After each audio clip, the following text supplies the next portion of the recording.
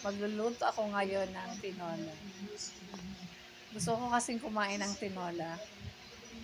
Mayroon ako dito ng 2 sayote, 6 na chicken legs, dahon sili, bawang, sibuyas, luya, saka 2 sili.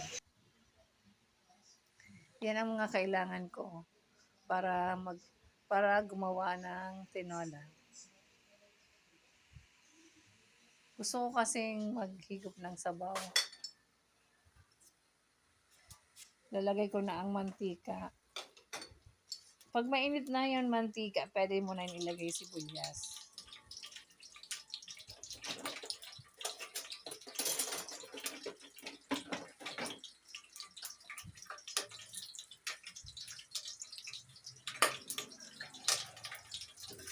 Ayan.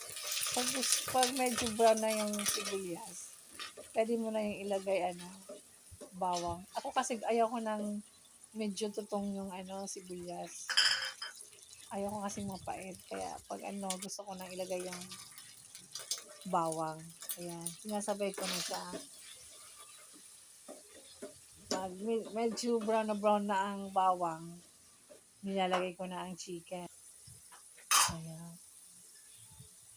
Pag luto na yung bawang, medyo pwede mo na siyang lagay mo na yung ginger.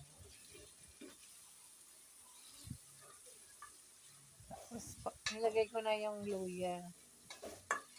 Haluhin mo na siya.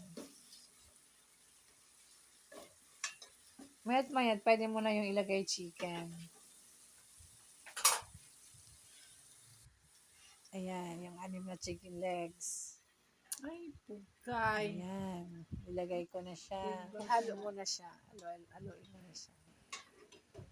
Pagkahalo mo, nilalagay ko na yung tubig. 3 cups of water.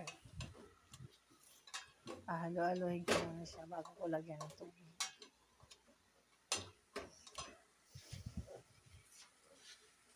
Lagyan ko na ng tubig. 3 cup na tubig. Kung gusto mong maraming sabaw, gusto mong kaunti ang sabaw, pwede rin. Pag hintayin mong kumulo ang tubig. Pag kumulo na siya, pwede mo lang ilagay yung 2 sayote. Ayan, nilagay ko na yung sayote. Pag nilagay mo na yan sayote, pwede mo na siyang timplahan. Ang nilalagay ko hindi asin, patis ang nilalagay ko para masarap.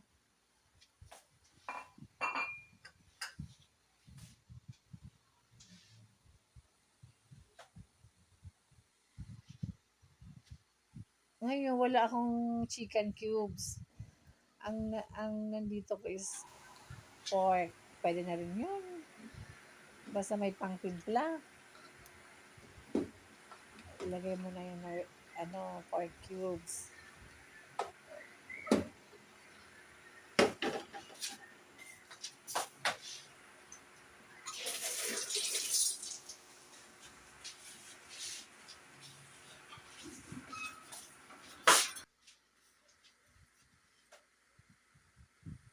Ayan. Pag kumulo na siya, ilagay mo na yung dahon sili.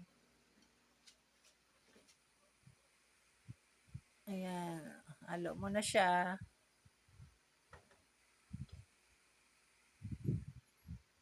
Pag nalagay mo na yung dahon sili, luto na yan. Ayan. Luto na.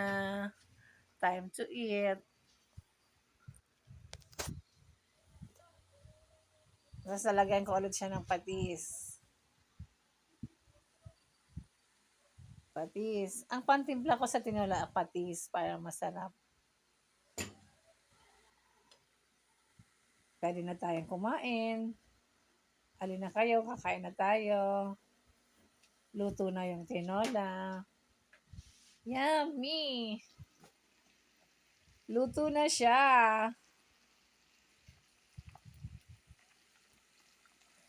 Thank you for watching.